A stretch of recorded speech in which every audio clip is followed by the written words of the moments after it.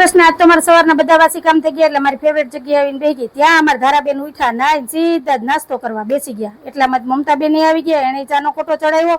આજ તો ઘણું ફ્રૂટ લઈ આવ્યા હતા મમતાબેન. પછી ઓન સાહેબ બે અત્યારમાં અલગ મલકની વાતો કરવા બેસી ગયા, કેમ કે ઘરના કામ થઈ ગયા ને. ત્યાં અમારા મીઠુડા બેન છે ને, લાલી લબાચો લઈને આવ્યા, મને તૈયાર કરી દે ને ચોટી વાર દે.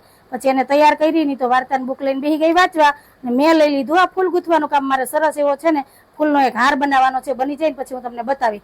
પછી મેં બપોરની રસોઈ બનાવી. તો દાળ ભાત બફાઈ ગયા, રસોઈ તૈયાર થઈ ગઈ. ત્યાં સાહેબ આવી ગયા, પછી એમ બપોરા કરવા બેસી ગયા. વધારે કઈ નહોતું બનાવ્યું, દાળ ભાત અને સવારની ભાખરી હતી, એમાં અમે બપોરા કરી લીધા. તો હાલો તમે બધા બપોરા કરવા. અને બપોરા કરીને પછી સીધું મેં છે ને આ દૂધની મલાઈ ઉતારવાનું કામ ઉપાડ્યું.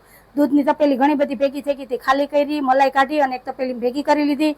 પછી અહીં ઊંચા ઊંચું મૂકવું, કચરા પોતા કર્યા અને બાકીના બીજા કામ કર્યા. ત્યાં મને યાદ આવ્યું કે બહાર છે ને દોરીએ કપડાં પડ્યા છે ને તડકા તો આ વર્ષે એવા પડે છે કે એની વાત પૂછોમાં. આજ વખતે તો ગરમી અને તડકાએ તો માજા મૂકી દીધી છે.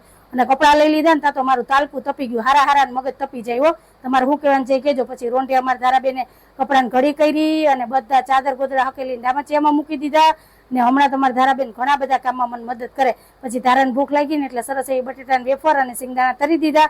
તો હાલો હવે ધારાબેન નાસ્તો કરી લઈ. ત્યાં સુધીમાં તમે વિડીયોને લાઈક શેર સબસ્ક્રાઈબ કરી દેજો અને કમેન્ટમાં કહેજો તડકા કેવા પડે છે. આવજો. જય ભોલેનાથ, જય શ્રી રામ.